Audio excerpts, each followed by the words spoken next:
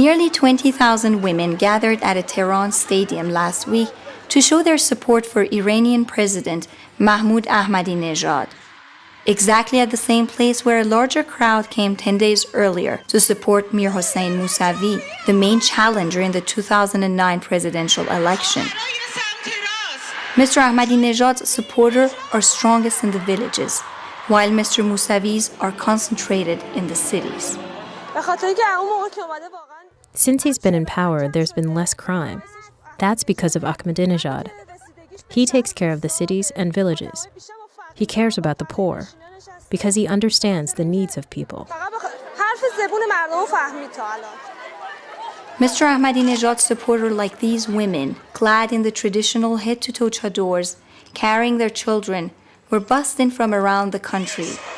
Most of them had letters for the president, stating their needs.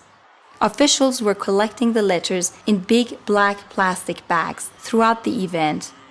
The president patiently chatted with women who pushed aside his bodyguards to hand out the letters, often written hastily on the back of his campaign posters.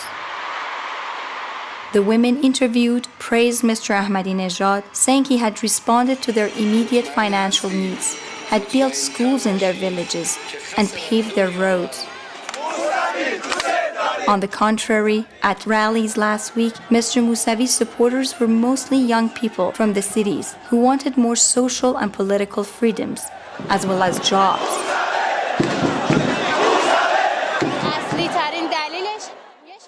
The biggest reason is Mr. Mousavi's slogan, "Justice with freedom." The greatest need of our young people is freedom.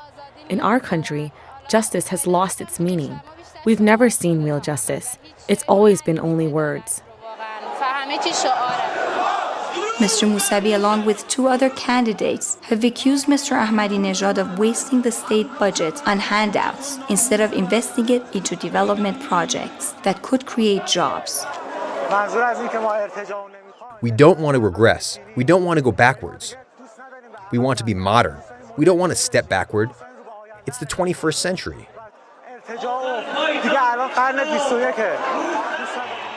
At the rallies, Mr. Mousavi's supporters have chanted, "We don't want a potato government," a reference to the distribution of free potatoes around the country by Mr. Ahmadinejad. People in the cities have deemed such efforts as a way to buy votes ahead of the elections. Mr. Ahmadinejad's supporters said he understood their needs. The outcome of the election remains unclear. However, recent polls suggest a larger voter turnout in the cities may increase Mr. Mousavi's chances in the elections.